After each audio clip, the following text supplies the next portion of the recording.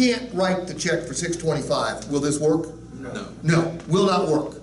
If I put somebody on too much car or truck, this will not work. I've done this in front of maybe 200 real live customers, okay? Does it work 100% of the time? Absolutely not, nothing does. Most of the time when it doesn't work, the customer looks at me and says, Steve, read my lips, I can't stroke a check for whatever the gross amount of the payment is, okay? Then, you know, I don't pick up customers anymore at meet and greet and walk them through the entire process. When I work inside a dealership, I work as a closer. So at that point in time, then we're going to have to switch vehicles. And I've had some people say, well, that's all fine and dandy, Steve, but I still want a lower payment. But the vast majority of the people who are on the right vehicle and who are just pushing back because they've done it before, and Sebastian, they've done it every time, and the salesman always gets up and leaves and brings them back a lower payment by raising the trade value, lowering the price of the vehicle. I don't want you guys to do that. I want you to make the money you deserve on these vehicles.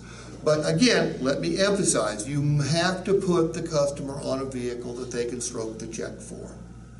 And then all I'm doing is showing them. None of you guys are old enough to have life insurance policies, correct? No, I do. Do you have a whole life policy by any chance, or a term? Yours is whole life. Okay, I've got a term policy, you've got a whole life policy. What's the difference? Every time Jet makes a payment on his life insurance policy, he's building cash value, which means he doesn't have to die in order to enjoy the benefits of a life insurance policy. On the other hand, I'm never going to enjoy the benefits of the life insurance policy because the only time it pays off is if I'm dead, okay? Other people will enjoy it, but I won't. Every time a consumer makes a payment on a vehicle, they are building cash value in their vehicle. They just don't think about it that way. So the payment of $625 is what it's going to cost to own that vehicle, period, end of sentence. But at the end of the term, they got a $25,000 asset and no car payment. What they're actually paying to drive it is $278. It just makes it easier for the customer to say yes. Jeff? So, if I'm overthinking it, please just correct me. It's also very important for the verbiage you use, because I noticed you said this is what you're paying to drive it, and this is what you're paying to own it. I don't want to mislead the customer. Because that's where I came with that, is like it's almost showing what they're going to pay in the interest, but you said no, and I realized it's probably the way that you say it that allows it to portray the image to the customer that, hey, no, you're going to be paying back to yourself, and this is just what you're paying to drive it. Yeah, if they say You're gonna own something it stupid, like, sorry, like, on what do you think it's going to be worth? How do we handle that? Like, oh, And that was my next question. Okay. Like when you ask the customer, what do you Okay, think? Are you asking? good questions. Let me tell you, when I first learned this from the motorcycle dude, Elvis Vaughn, if you're watching this, I thank you one more time. That was the guy's name who taught me this. When I first learned it, I used a residual book.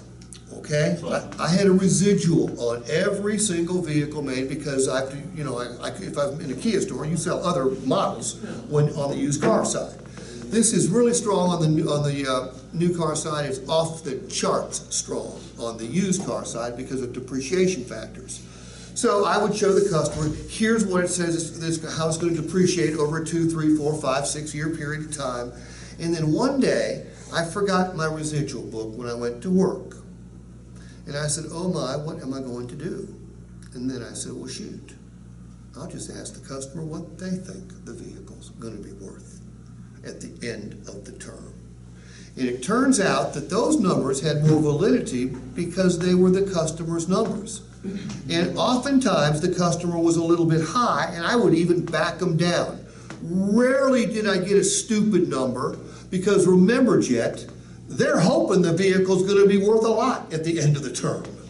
Okay, so they're usually more optimistic than we would be or a residual chart would be.